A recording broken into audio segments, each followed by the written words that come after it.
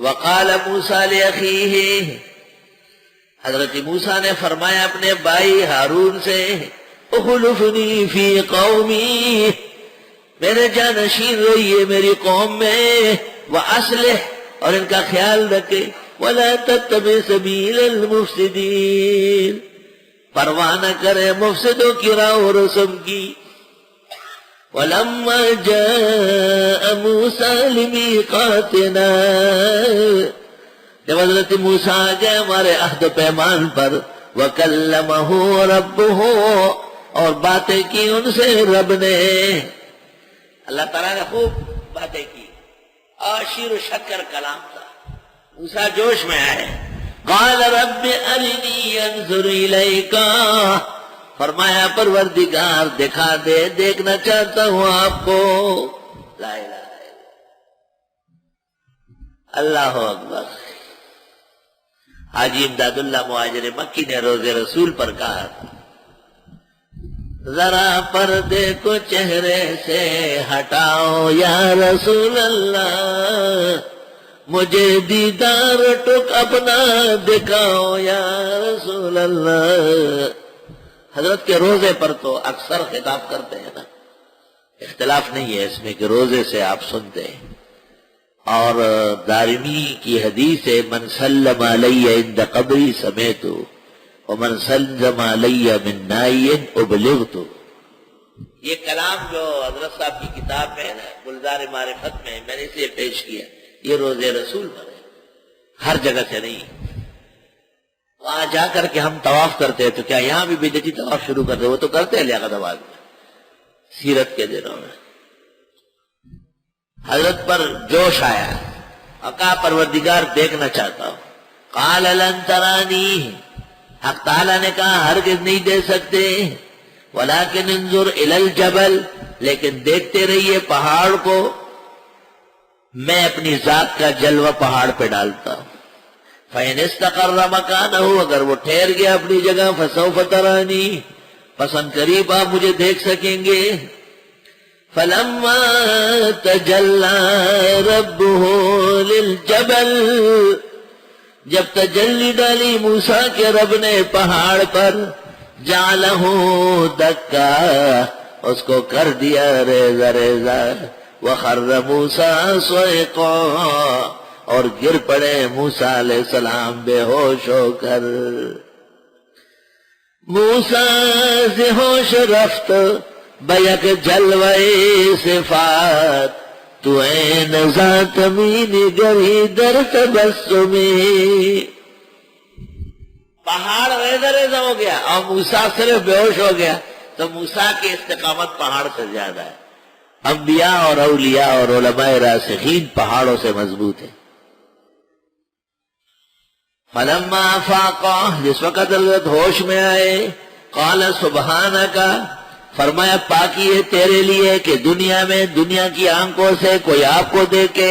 سبحانک کا یہ مطلب ہے یار، تیرے لیے پاکی ہے کہ دنیا میں دنیا کی آنکھوں سے کوئی آپ کو دیکھ سکے۔ تو توبہ کرتا ہوں تیرے حضور، وانا اول المؤمنین، اور میں پہلا مومن ہوں، سب سے پہلے میں مان لیا کہ دنیا میں دنیا کی آنکھوں سے نہیں دیکھ سکتے۔ اب یہ کہ خواب میں دیکھ سکتے یا نہیں، امام احمد اور امام ابو حنیفہ کے خواب مشہور ہے اس سلسلے، 99 مرتبہ اور 100 مرتبہ حق سبحانہ و تعالیٰ کو دیکھا ہے۔ میں خود حیران ہوتا تھا، ایک دفعہ میں نے خواب دیکھا، اور خواب اس طرح تھا کہ جیسے قیامت قائم ہو چکی ہے، اور اعلان ہوا کہ اللہ جل جلالہ میدان قیامت میں تشریف لا رہا ہے، اور بس اسنو بید خدای پد خو کا یقینو، یو نور دد ظاہر شپا قدرت درب متین، نور ہی نور جلوہ ہی جلوہ تھا۔ لا الہ الا اللہ۔ اور ایک دفعہ میں نے خواب دیکھا، اصل میں ایک آدمی نے خواب بھیجا تھا، اس پر فکر مند تھا بہت، تو اللہ تعالیٰ نے مجھے وہ منظر دکھایا کہ قیامت کا دن ہے، اور مولانا غلام غوث صاحب بارگاہ الہی میں پیشی کے لیے فرشتے لے گئے، ان کے ساتھ ایک جوان بھی جا رہا ہے، خوبصورت، لمبے لمبے ہاتھ ہیں، اور وہ بارگاہ الہی جو ہے وہ اندر اپنی شان کے مطابق ایک حال میں، باہر سے نظر آتا ہے کہ غلام غوث صاحب کھڑے ہیں اور وہ جوان جو حضرت کے ساتھ ہے وہ اللہ تعالیٰ سے بات کر رہا ہے، خطاب کر رہا ہے، اور بہت جلدی اعلان ہو گیا۔ اعلان پر آسمان و زمین سب میں نشر ہوتا تھا کہ غلام غوث صاحب کامیاب قرار دے دیے گئے، اور ملائک کو آرڈر ہوا کہ ان کو جنت الفردوس لے جائے۔ تو میں نے دیکھا کہ وہی نوجوان ساتھ آ رہے ہیں، اور حضرت صاحب کو ملائک کے سپرد کر کے گلے ملے اور بہت ادب و احترام کیا۔ تو میں نے پوچھا کہ یہ کون ہے جو حضرت کے ساتھ ہے؟ تو مجھے کہا گیا کہ یہ سعد بن ابی وقاص ہے۔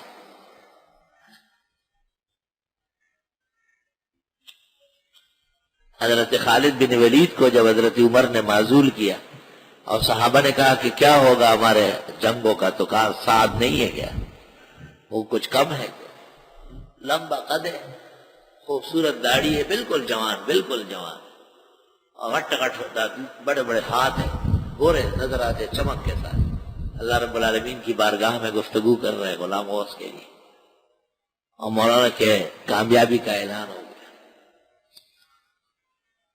اس کے بعد اعلان ہوا کہ مولانا مفتی محمود صاحب پیش ہو رہا ہے، اور جہاں تک نظر لگ رہی تھی علماء ہی علماء تھے ان کے آگے پیچھے، ہزاروں لاکھوں علماء، سب کالی داڑھیوں والے، اور سب کے سروں پہ خوبصورت ٹوپیاں اور سفید عمائم ہیں۔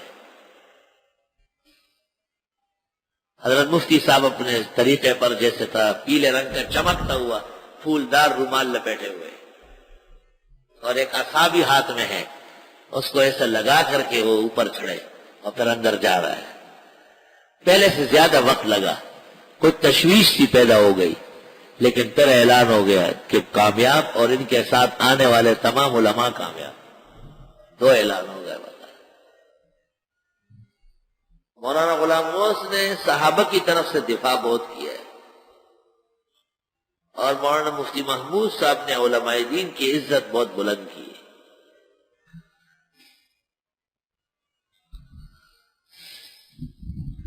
اللہ تعالیٰ نے جلوہ ڈالا پہاڑ پر، پہاڑ بالکل سیاہ ہو گیا، جھلس گیا، اور کہتے ہیں یہ سرما وہیں سے پیدا ہوا ہے۔ شاعر نے کہا بھی کہ دعویٰ کروں گا حشر میں موسیٰ پہ قتل کا، کیوں اس نے بو دیا میرے قاتل کے تیروں کو۔